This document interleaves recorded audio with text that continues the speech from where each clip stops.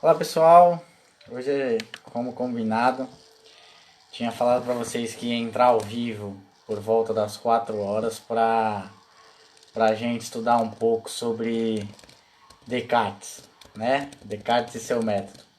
Vou compartilhar aqui primeiro nos outros meios para chamar mais pessoas e a gente já começa o nosso bate-papo.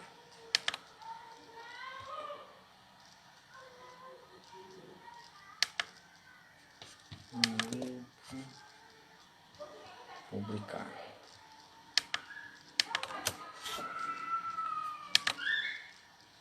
A gente já começa.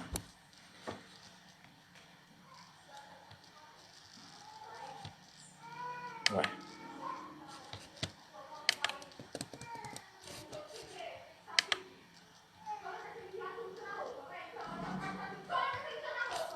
Um minuto, gente, que eu vou compartilhar aqui.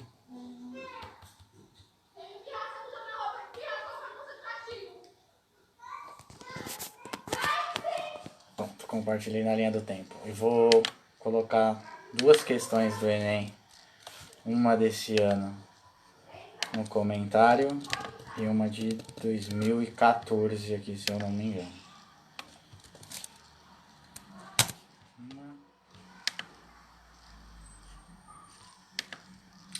E depois a gente vê a outra aí em um print.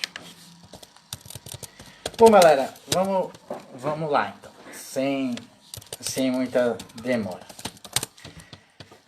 Descartes, ele foi um filósofo francês que nasceu em março de 1596, ou seja, ele é do século XVI, morrendo em Estocolmo em 1650. Ou seja, ele viveu aí aproximadamente 54 anos. Só que os feitos que ele fez, são muito importantes para toda a ciência moderna, para todo o pensamento que nós temos hoje.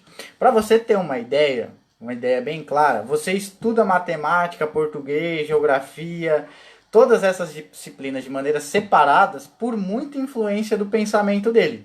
Então, você tem vários professores a partir do ensino fundamental 2, justamente por conta do pensamento do cara lá no século XVI. E hoje eu vou adentrar em como ele pensava, qual foi o legado dele para a história da humanidade e como que isso vai cair aí na sua prova, seja no Enem, seja na FUVEST, seja na ETEC, seja em qual prova você vá prestar, tá?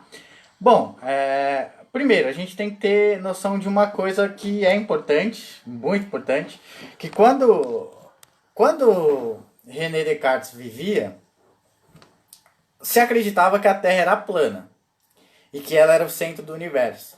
Então ele ia para a escola e ele aprendia isso. Os professores falavam isso e isso era dado como verdade. Aí, como se sabe, um cara chamado Galileu começou a contestar e apresentou provas concisas de que não necessariamente era assim, que na verdade o Sol era o centro do universo e a Terra tinha um formato circular, era uma circunferência, mas na verdade um globo, e que girava em torno do Sol. Né? Ali começa a grande discussão. E aí Descartes, que está dentro da escola, fala, bom, peraí, se teve uma coisa que eu sempre acreditei e ela foi me mostrada que é mentira, então pode ser que exista mais coisas que eu acredito que sejam uma verdade absoluta hoje e que na verdade não é. E ele passa a estudar tudo e a colocar em dúvida tudo. Tudo que ele acreditava. Tudo que desse a menor possibilidade de criar uma dúvida ou que se pusesse contrariar a existência, ele passou a assumir o que a gente fala de benefício da dúvida. Peraí, se eu posso duvidar, não necessariamente essa coisa existe ou é da maneira que está colocada para mim. Então, ele se retira de onde ele está, né, nas escolas, faz um tour pela Europa, mas isso aqui não cabe pra gente onde ele descobriu, para onde ele foi, porque não é isso que vai cair na sua prova. Ele faz um tour e ao pensar, e pensar bastante, ele cria uma coisa chamada, através principalmente estudos da matemática, que eu vou adentrar depois, método. que está tudo explicitado direitinho, na verdade está bem resumido, mas o livro mais famoso dele é Discurso sobre o Método. E que método é esse? Ele fala, bom, primeiro, eu tenho que duvidar de alguma coisa. Essa coisa tem que me dar margem para dúvida. Então, eu vou duvidar. Existem evidências reais e indubitáveis acerca do funcionamento dessa coisa estudada? Estou estudando alguma coisa. Se existir evidência real e indubitável, beleza, é isso. Ponto. Agora, se não existir, eu vou ter que partir para o segundo ponto de interpretação. O segundo passo, eu preciso analisar esse objeto estudado. Ou seja, eu vou dividir esse problema que estou estudando em várias coisas, desde as suas unidades mais simples, transformando tudo em uma coisa muito complexa que é grande, eu divido ela e transformo ela em várias coisas simples. Estudo essas várias coisas simples e depois sintetizo. Agrupo novamente todas essas coisas simples, todos esses objetos, em um todo verdadeiro. Todas as coisas pequenas que eu consegui estudar e ver que era verdadeira, eu trago ela para um todo verdadeiro. E depois disso, eu enumero todas as conclusões e mantenho a ordem daquilo que acredito ser a verdade para aquele tema. Parece que o que eu descrevi aqui foi um plano muito aleatório.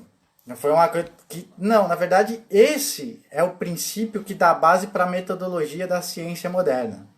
Você que se interessa em ser cientista, que está fazendo a prova para ser cientista, você vai estudar muito Descartes, porque o método científico nasce muito do pensamento filosófico de Descartes.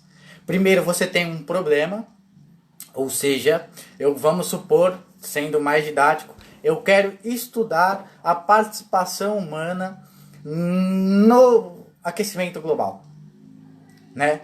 Então eu quero ver, por exemplo, que se carros realmente poluem ou não, ou se contribuem para o buraco na camada de ozônio. O que você faz segundo Descartes? Você vê se tem alguma base para que o seu argumento inicial seja verdadeiro, sua hipótese inicial seja verdadeira.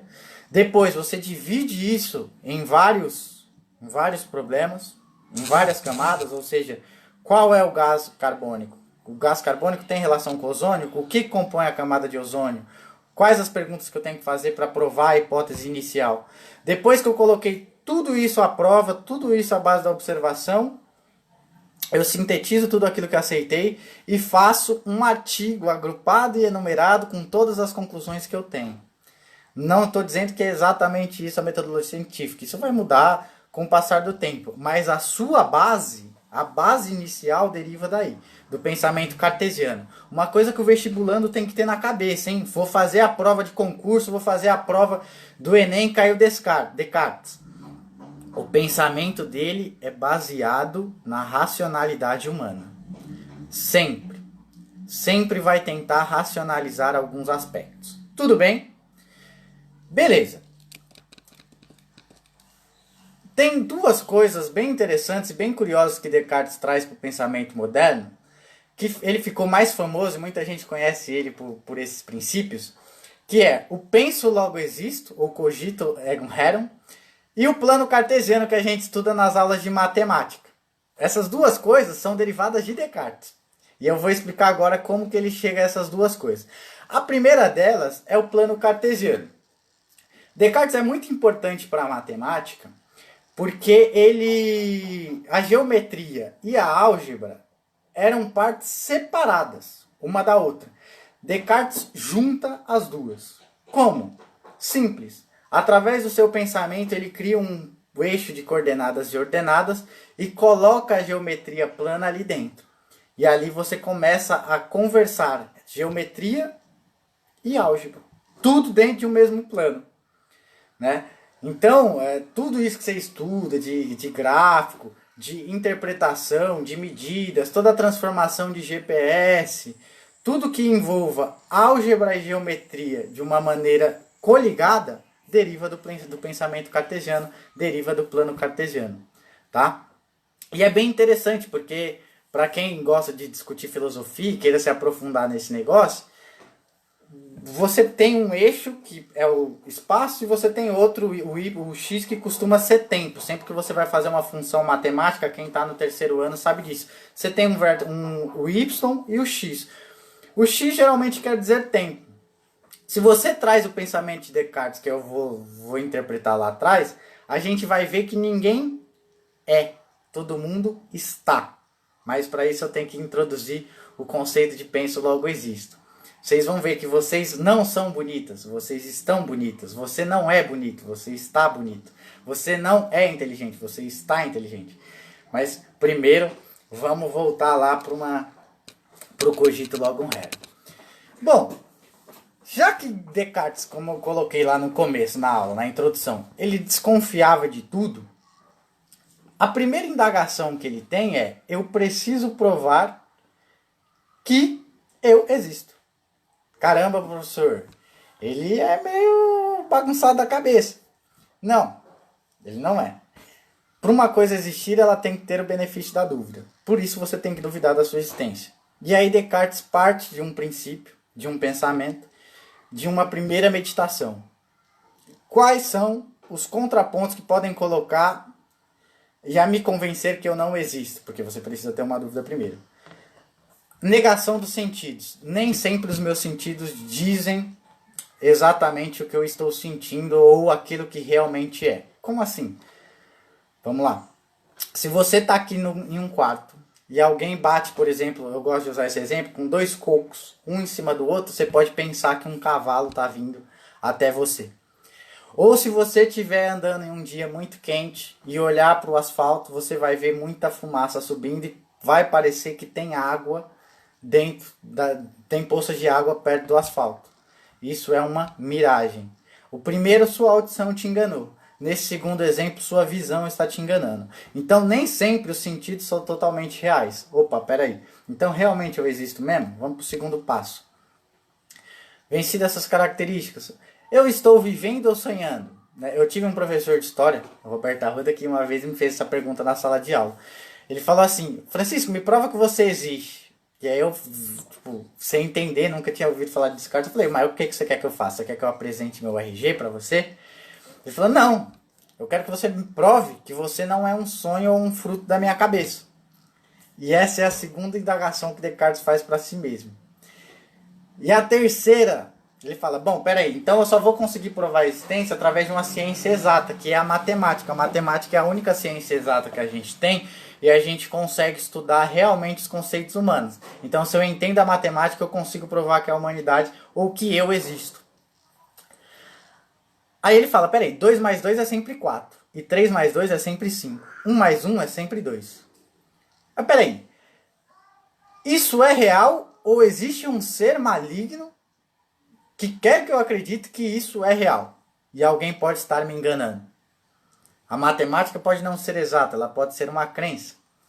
Que foi o que Descartes pensou. E aí, esses 3 indagações principais levam ele a uma segunda meditação. Ele fala: olha, para duvidar de tudo, eu não posso negar que o que existe é a dúvida. É meio abstrato esse negócio aí, ó. Vocês têm que viajar comigo, é uma longa viagem, porque Descartes é uma viagem mesmo. Se eu posso duvidar de tudo, logo a única coisa que existe é a dúvida. Se eu posso duvidar, eu posso pensar. Se existe a dúvida, existe o pensamento. Se existe o pensamento, existe o eu pensante. Logo, se eu penso, eu existo. E isso é uma máxima cartesiana, que foi discutida depois por vários filósofos. Vários filósofos tentaram falar: não, peraí, isso não é bem uma verdade, porque o eu necessariamente pensa, eu já estou para pensar, eu já estou inferindo que o eu existe, mas isso não nos interessa. No pensamento de Descartes, essas indagações levam ele a essa conclusão. Tá? E aí, voltando para o plano cartesiano, né? O plano cartesiano é o de ser e do estar. Ele fala: bom, se eu penso, eu sou. E tudo aquilo que pensa é dentro de um universo. Minha forma física e corporal, baseada para ele em algum aspecto, ela só é. Porque se você pega o x e o y de um plano cartesiano, para quem não sabe o que é plano cartesiano, é quando o professor de matemática entra e faz uma reta assim, ó, e depois faz outra aqui embaixo, e aí ele coloca y em cima e x aqui embaixo. Geralmente x quer dizer tempo de alguma função, para quem está no terceiro ano.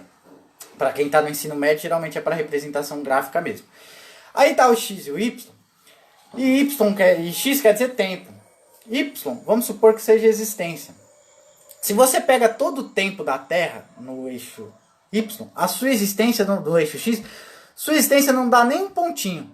Isso significa que frente à Terra você nunca foi e nunca será. Você sempre é. Não, você simplesmente está ali naquele ponto. Você está ali naquele ponto e simplesmente deixará de existir.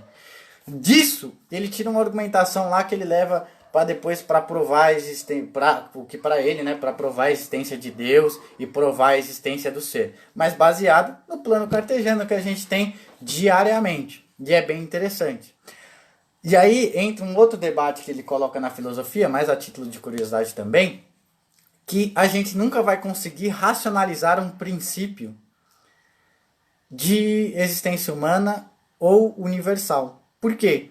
Porque o princípio humano e universal, ele precisa estar no eixo 0, anterior ao eixo Y e ao eixo X. Ou seja, você precisa abstrair uma coisa anterior ao tempo e ao espaço.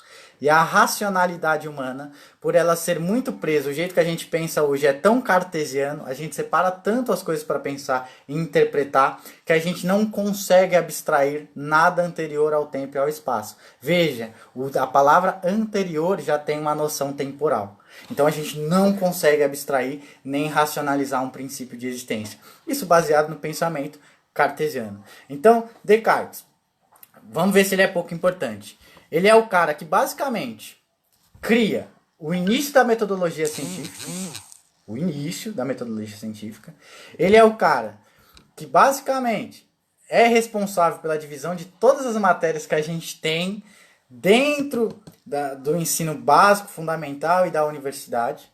Ele é o cara que cria o plano cartesiano e possibilita inúmeras interpretações da matemática. Ele é o cara que passa a analisar a geometria analítica, ou seja, ele liga a geometria com a álgebra. Nunca tinha sido feito antes. E ele influencia John Locke, Rousseau, Hobbes e cria-se a racionalidade, ou seja, o racionalismo, que é a corrente filosófica que você tem um raciocínio, uma operação mental, discursiva, e que usa uma ou mais proposições, porque você está pensando, para extrair informações e propor uma terceira coisa. Ou seja, é a lógica, é a racionalidade lógica. Você cria um problema, coloca a hipótese, tenta provar essa hipótese através de 2 ou 3 pensamentos, e aí você coloca essa hipótese como verdadeira, falsa ou provável. Depois disso nascem os empiristas, que só acreditam naquilo que está vendo, naquilo que acontece, que é o que eu costumo brincar com os meus alunos quando eu vou passar empirismo. Eu subo numa cadeira e solto o giz. O empirista sempre vai falar, vai cair toda vez. Por quê? Porque eu olhei e está caindo, está caindo, está caindo. E com isso eu consigo observar e vejo que o giz sempre cai. O lógico dedutivo simplesmente vai olhar na racionalidade da gravidade e vai falar, na hora que você soltar o giz, ele com certeza vai cair. Beleza? Dúvidas, perguntas para alguém que está acompanhando aqui? Não. Vamos ver aqui. Eu coloquei uma questão. Eu vou responder com vocês, né, para ficar salvo aqui. Que foi aqui. Qual foi a questão que eu coloquei? Acho que foi do Enem do ano passado. Sim, foi do Enem do ano passado. Foi uma questão bem interessante. Eu fiz essa prova e eu fiquei bem surpreso quando essa questão apareceu, porque Descartes não costuma aparecer sem uma correlação com a ciência. E aqui a relação com a ciência está bem nas entrelinhas. Eu vou ler, mas quem estiver acompanhando depois pode pegar o exercício aí no link que eu passei. Tem 2 textos a questão do Enem, né? O primeiro é de Descartes, do livro Meditações. Considera apropriado deter-me algum tempo na contemplação deste Deus todo perfeito. Ponderar totalmente à vontade seus maravilhosos atributos, considerar, admirar e adorar a incomparável beleza dessa imensa luz. Descartes. O segundo texto. Qual será a forma mais razoável de entender como é o mundo? Existirá alguma boa razão para acreditar que o mundo foi criado por uma divindade toda poderosa? Não podemos dizer que a crença em Deus é apenas uma questão de fé. O que você percebe nos 2 textos? Esse daqui é da Rachel, né, os problemas de filosofia. O que você consegue perceber ali nas 2 coisas? Descartes, como eu coloquei, é sempre um filósofo que trabalha com a racionalidade. E a segunda, o segundo texto, né, é uma tentativa justamente de racionalizar o entendimento de Deus, trazer o entendimento de Deus para a razão. Ou seja, não é apenas uma questão de fé. Ou seja, eu consigo racionalizar. Que é um grande problema que eu coloquei para vocês que se colocou na filosofia pós-cartesiana. Vamos ver quais são as alternativas. Os textos abordam o questionamento da construção da modernidade que defende o modelo. Ou seja, a construção da modernidade. Lembra? O pai da modernidade é Descartes. O modelo da modernidade é centrado na razão humana? Opa, já deu bom. B, baseado na explicação mitológica? Não. A modernidade não é isso. Fundamentado na ordenação imanentista? Não. Focado na legitimação contratualista? Não. O contratualismo ele nasce do homem natural, que é uma tentativa de racionalização, mas não tão aplicada dentro da filosofia. A gente pode discutir isso em aulas posteriores. E, configurado na percepção etnocêntrica? Não. A alternativa correta é a A. Ambos os textos estão centrados na razão humana, na tentativa de interpretar através da razão humana problemas anteriores. Beleza? Vocês têm dúvida? Deixa eu ver aqui se tem algum comentário com dúvida. Boa tarde, Guina. Agora li seu comentário. Prazer que você esteja acompanhando a aula. Não temos dúvida, por enquanto. Então, obrigado para quem acompanhou. Compartilhe o vídeo com quem vai fazer a prova.